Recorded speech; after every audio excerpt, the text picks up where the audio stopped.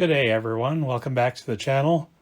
Before we get started on today's subject, I just wanted to give you a little bit of an update on the RX-DS20 here. Decisions have been made. We are going to be getting this machine done real soon. I just feel like polishing it off, so we're going to do that. Now, how are we going to do that?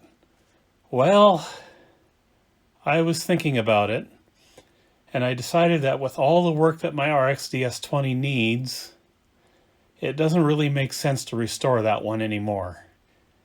Which is kind of hard for me to say because that was the machine I first demonstrated how CDs work to my grandmother, and I've got all kinds of personal history with it.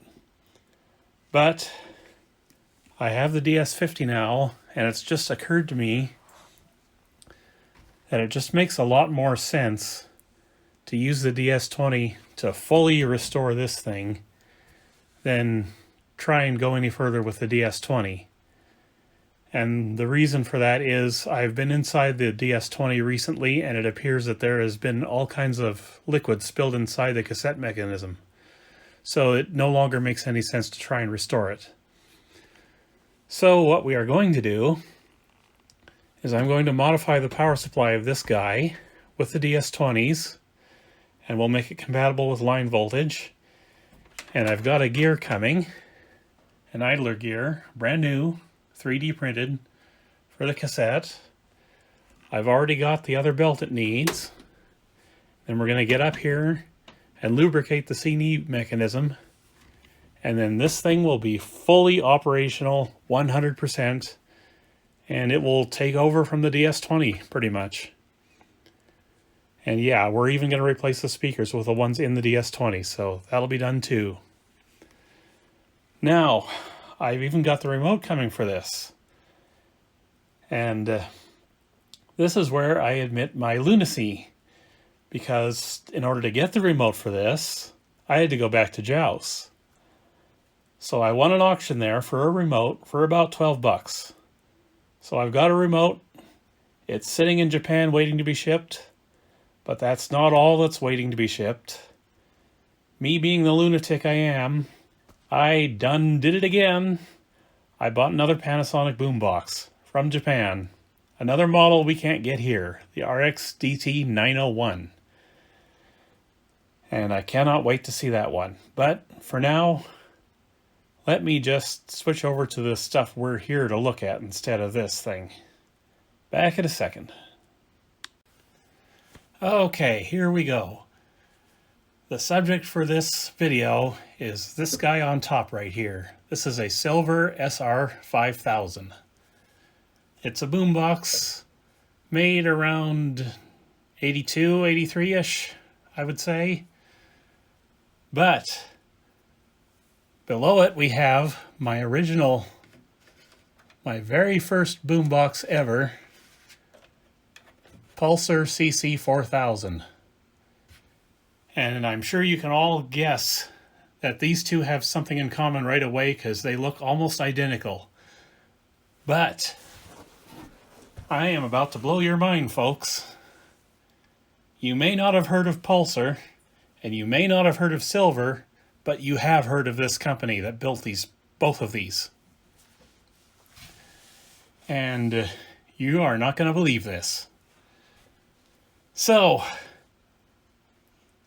let's see, how do I get into this history?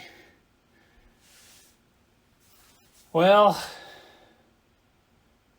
let me just say this. Silver is the brand name, it's the consumer electronics division of Shin-Shirasuna Electric Company from Japan. And that name probably does not ring too many bells. But there is a name that will ring bells. I'm guaranteeing it right now, and that name is Harman Kardon. You heard of them, right? Yeah, I'm pretty sure you have. If not, then I don't know what to tell you. Anyhow, Harman Kardon was a subsidiary of Shin-Shirasuna for a brief amount of time. You see, back in the 70s, in the late 70s, Sidney Harman, who owned Harman Kardon, wanted to get into politics.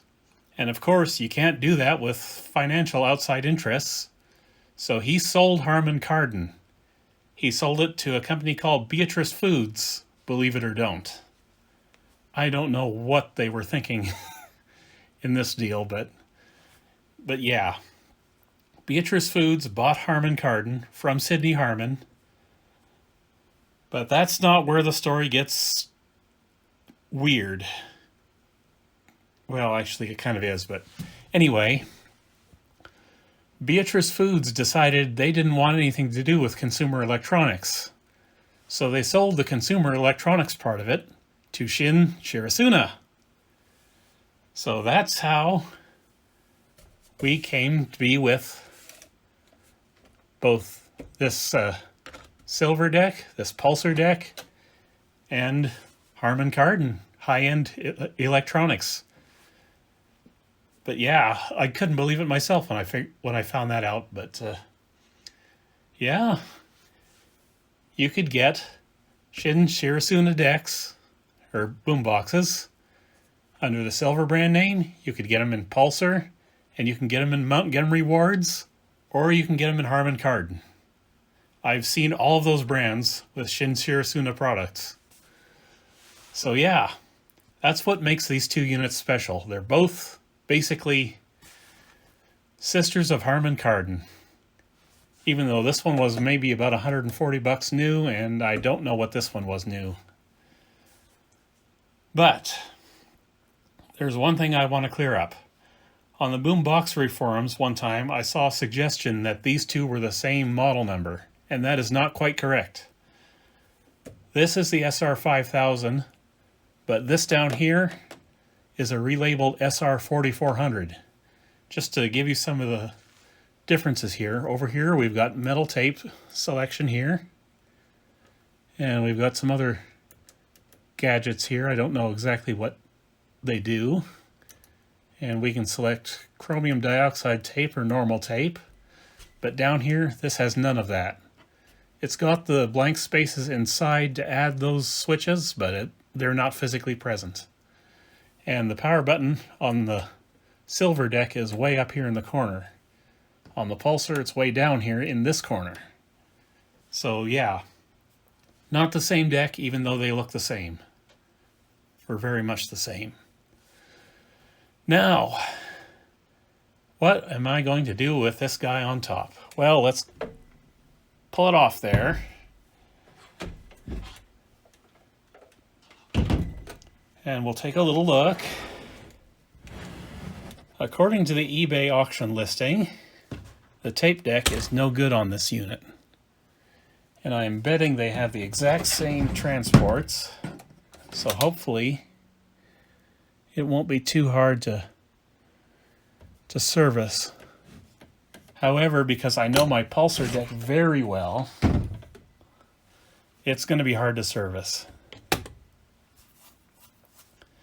I mean, there's just no way around it with Silver, because some of their stuff gets really complicated. For Harman Kardon, they made these drawer load tape mechanisms that are just crazy.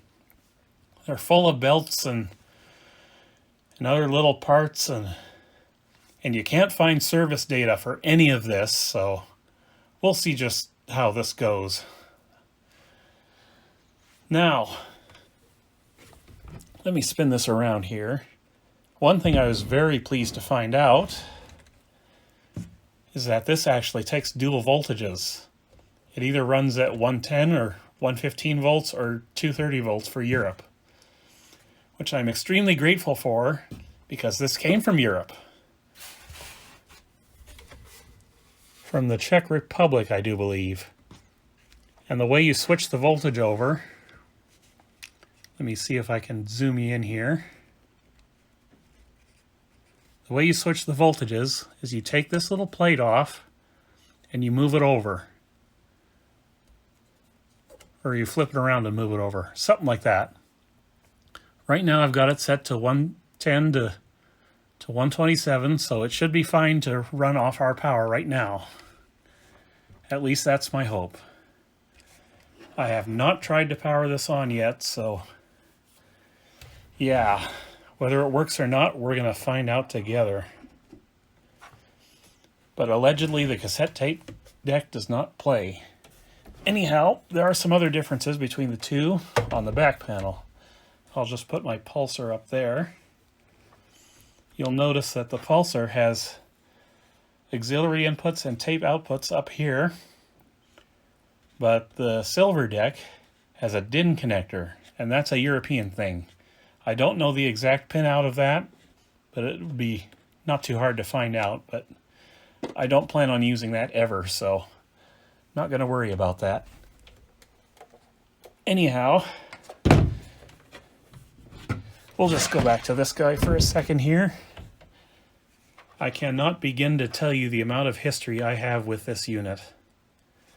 My mother bought this for me for my 12th birthday. And at the time, all I wanted was a boombox with a TV in it. So we went down to Canadian Tire. You can see the little Canadian Tire logo down there. This is their house brand. So we went down to Canadian Tire, and I went up to the boomboxes, and they only had one there with the TV set. And they didn't have any in the box. The one they had was just store floor demonstration model, so I was not able to buy it. So the salesman said, "Is there anything else you'd like to have?" And I picked out this one. So yeah,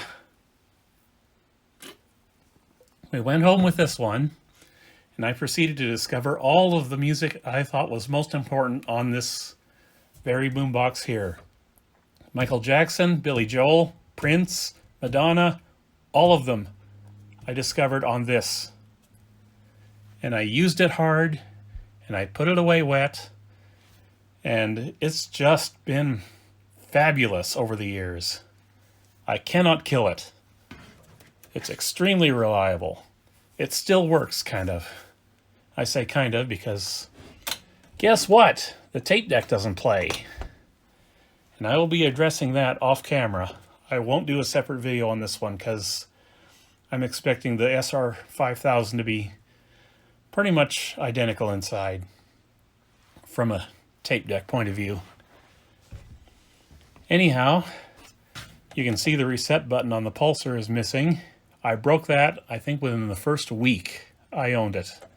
I don't know what happened to it, but the little button disappeared inside and I never saw it again.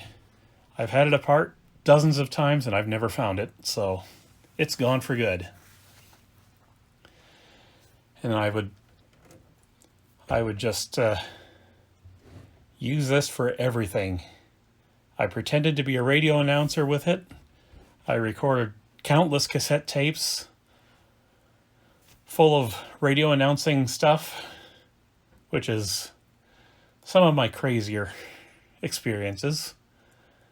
If you really want to find out how crazy I am, listen to those tapes again, let me tell you. Anyway, countless mixtapes, most of which I still have, some of which I recorded over, but most of which I still have. This needed some service. The record light didn't work, so I had to get in there and resolder that. And I had to clean the record switch in the tape deck once. So yeah, the problem it has right now is that the cassette tape belt slips off the pulleys. It's got a full logic setup here where you can hit play and just select whichever mode you want, and it will immediately go to that mode. And you can even do that with the record. You just hit the record and it'll record. But that leads to the mechanism being very complicated and problematic. It's really difficult to get in there and service this thing sometimes, because when the belt slips off, the logic control mechanism in here is mechanical. So if there's no belt to drive the mechanism, it will just completely seize up and you can't get a tape out. Ask me how I know. But yeah, enough about the Pulser right now. Let's go back to the Silver. which, if you can believe it, is even heavier than the Pulsar is. Now, there's one other difference I wanted to let you know about.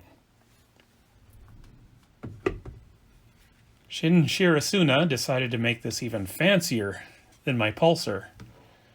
I've got these on the Pulsar too, but on this unit you can push them in and twist lock them so they hide, which is kind of neat. And they've got sort of a glide out mechanism there. I just thought that was cool because my Pulsar does not have that. Anyway, I think we've gone far enough with this little introduction video.